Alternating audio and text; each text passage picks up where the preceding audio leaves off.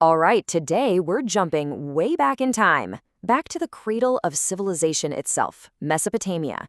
We're going to trace the story from the mud between two rivers all the way to one of the most powerful ideas in human history, written law. So, how on earth did mud bricks lead to law books? Let's dive in and find out. But first, let me ask you a question.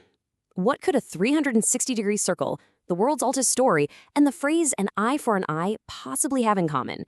It might sound like a random jumble of things, but trust me, by the end of this, you'll see exactly how they all connect back to this one ancient place. And that place is Mesopotamia. The name itself is a clue. It comes from Greek, and it literally just means the land between the rivers. We're talking about the Tigris and the Euphrates. And this geography, this specific location, is the key to absolutely everything that happened next. Which brings us right to our first section. Because for the people who lived there, these two rivers were, well, they were both an incredible gift and a terrifying curse. You see, this area is part of the Fertile Crescent, this beautiful, moon-shaped slice of amazing farmland right in the modern-day Middle East. But here's the catch. Unlike the nice, predictable, gentle Nile River over in Egypt, the Tigris and Euphrates were completely chaotic. They'd run bone dry in the summer, and then in the spring, they'd flood with unbelievable violence. This was a huge life-or-death problem. So how do you even survive that kind of chaos year after year? Well, the solution was cooperation. No single family, no single village could tame these wild rivers on their own. They had to band together. They had to join forces to build massive projects, dams, canals, irrigation ditches, just to control the water. And this, right here, was the first giant leap towards building a complex society. And that leads us to our next chapter.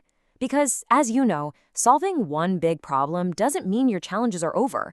It usually just creates a whole new set of them. And in this case, it led to the rise of the world's very first cities. The people who pulled this off were the Sumerians. They built about a dozen independent city-states, and these are considered the world's first true cities. At the very heart of each city, they built these enormous stepped pyramids called ziggurats, and these places were run as theocracies, which means the king wasn't just a political ruler, he was also the head priest, their direct connection to the gods. Now, managing all these people packed together required some incredible new technologies. And let me tell you, the Sumerians were amazing innovators. To build their cities and move stuff around, they invented the wagon wheel and the arch. To handle all that farming, they developed the metal plow, the sundial, and a 12-month calendar. It's like every single problem they faced just drove them to invent something new. Now get this, the Sumerians used a number system based on the number 60. It's kind of strange to us since we use a base 10 system, but its impact is still with us today. The Egyptians later adopted it to divide a circle into 360 degrees.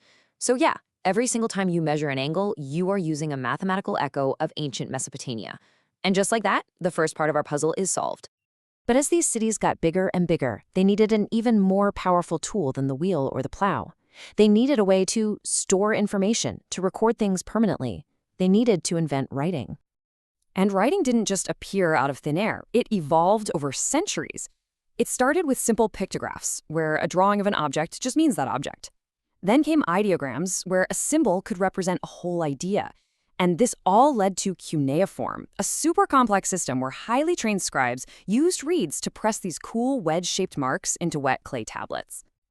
With this powerful new tech, they weren't just keeping track of grain shipments. No way. These started recording their culture, their stories. They wrote down the world's first known epic adventure story, the Epic of Gilgamesh. And there you go. That's the second piece of our opening puzzle. Writing also concentrated power in a whole new way. For the first time ever, a ruler could send commands over long distances and know they'd arrive unchanged. Ambitious leaders, like a guy named Sargon of Akkad, used this advantage, along with their armies, of course, to conquer and unite all those rival city-states, creating the world's very first empire. But ruling an empire created a brand new problem.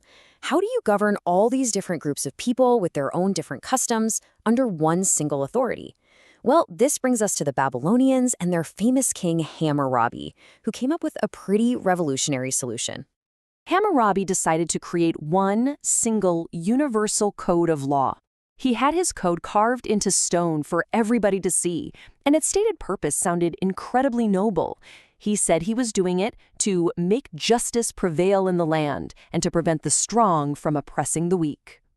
I mean, that's a beautiful sentiment, right? But what did these laws actually say? How, exactly, did they plan to protect the weak?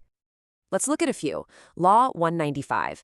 If a son strikes his father, his hands are to be cut off. It's direct, it's physical, and yeah, it's incredibly harsh by our standards today. Law 200. If a man knocks out the teeth of his equal, his teeth shall be knocked out. And there it is, the third and final piece of our puzzle. The principle of an eye for an eye, written down as law for the very first time. But the key word in that sentence is equal, because the law was not applied equally to everyone. Not even close. Social status was everything. For example, Law 205 states that if a slave just says to his master, "You are not my master," the master shall cut off his ear. The punishment was designed to keep the social hierarchy exactly as it was. But despite its brutality, the core idea of Hammurabi's code was world-changing. The idea that laws should be written down, made public, and applied to everyone in an entire kingdom, that was a revolution that would echo through all of history. And you can see that echo crystal clear right here. On the left, you've got Hammurabi's code. On the right, a passage from the book of Exodus in the Bible, written over 1,000 years later. The phrasing is almost identical. It just goes to show you the direct and powerful influence of this Mesopotamian idea. And this principle of codified justice, which includes specific and often harsh physical punishments for specific crimes, has appeared in many forms.